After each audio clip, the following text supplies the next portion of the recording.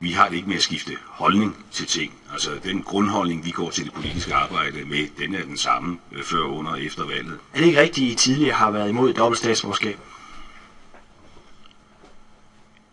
Jo, det er rigtigt, at det har været til diskussion i mange, mange år, og der kunne anføres pro et contra. Og er det ikke rigtigt, at I nu synes, at det er en god idé?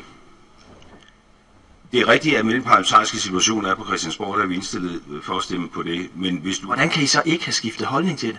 Vi skiftede standpunkt på spørgsmålet om statsborgerskab. Så I har skiftet standpunkt? Jo, du spurgte, om vi har skiftet holdning. Hvad er forskellen på at skifte standpunkt og skifte holdning? Der er kæmpe stor forskel. Hvordan det? Men nu synes jeg, at vi kører i ring. Vi bruger vores mandater på Christiansborg. Jeg bliver sådan, undskyld Lars Løkke, men jeg bliver nødt til at forstå, hvad er forskellen på at skifte standpunkt og skifte holdning?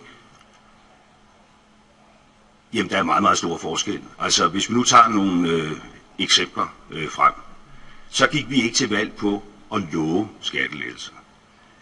Jeg har ført en politik, mens vi er i opposition, der går ud på at skabe mulighed for, at der kommer skattelettelser. Både mens vi har den her regering, og i særlig grad, hvis vi kommer i regeringen igen. Er det at skifte holdning? Nej. At skifte holdning, det er at gå til valg på at sætte skatten op, for så i stedet at sætte den ned, eller gå til valg på at sætte skatten ned, for så i stedet at sætte skatten op. Men tror du så ikke, at vælgerne kan blive lidt forvirret på, hvornår I skifter standpunkt, og hvornår I skifter holdning? Jamen, det overlader jeg trygt til vælgerne. Og det er sådan, skal det så forstås sådan, så på alle de liste, på den lange liste, der har I skiftet standpunkt, men ikke skiftet holdning? Nej, fordi den der lange liste rummer en stribe fejl. Jeg tror ikke, dit bånd tillader, at vi går det hele igennem. Jo, vi har sådan set, jeg ved ikke, hvor meget tid du har, men altså, hvad er det, der ikke er rigtigt på den liste? Jamen, det vil jo så kræve, at vi gik det fuldstændig igennem, og så tror jeg, at vi skulle tage et studie. Okay, jamen så bare helt kort, hvor er det, I har skiftet standpunkt så? Jamen, jeg kan ikke komme i tanker om synderligt mange steder, hvor vi har skiftet standpunkt. Jeg sagde på valgnatten, at Venstre ønsker at være et konsekvent og konstruktivt oppositionsparti. Det var også på valgnatten, jeg sagde, at vi er imod at gøre det dyrere at være dansker. Så har vi for eksempel indgået en energiaftale med regeringen, der efterlader en større energiregning. Er det at skifte holdning? Nej. Er det at skifte standpunkt? Nej. Det er at bruge sin parlamentariske indflydelse til at opnå det bedst opnåelige.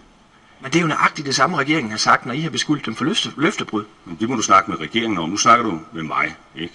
Og det, jeg siger, det er, at spørgsmålet om, hvorvidt man kan stole på Venstre, det overlader jeg fuldstændig trygt til vælgerne at vurdere. Jeg tror godt, de kan se, hvad Venstre er for et parti.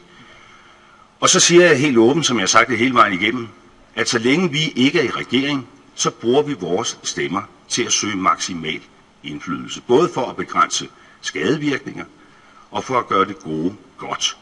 Det er derfor, vi har brugt vores stemmer på at gøre energiregningen lavere, end den ellers ville være, skattelettelserne større, end de ellers ville være, og vækstpakken større, end den ellers ville være. Og så forbereder vi os på næste valgkamp, og der vil man se Venstre præsentere en politisk platform, som danskerne kan have tillid til. Vil det så være med standpunkter eller med holdninger, sådan så befolkningen ved, om I kan skifte på det? Det vil være med standpunkter og holdninger. Markeret sådan, så folk kan se, hvad det er. Og værdier, og så vil man kunne vide, ligesom man altid har vidst det, at vi har ikke for vane at mene et før valget, for så at gøre noget diametralt efter valget. Men med al respekt, så er det jo netop det, den liste, som politikken bringer i dag, det er jo en række punkter, hvor I har skiftet holdning. Nej, det anerkender jeg sådan set ikke. Men det gjorde din egen tidligere finansminister. Ja, så må du lave et interview med min egen tidligere finansminister, og hvis du vil vide noget mere om DF-synspunkt, så må du lave et interview med DF, og hvis du vil vide noget om regeringssynspunkt, så må du lave et interview med regeringen. Så I har skiftet standpunkt på en række ting, men ikke holdning? Jeg kan ikke komme i tanke om ret mange punkter, hvor vi har skiftet standpunkt. Men hvilke? Du nævnte det med et dobbelt statsborgerskab. Det kan jeg godt komme i tanke om.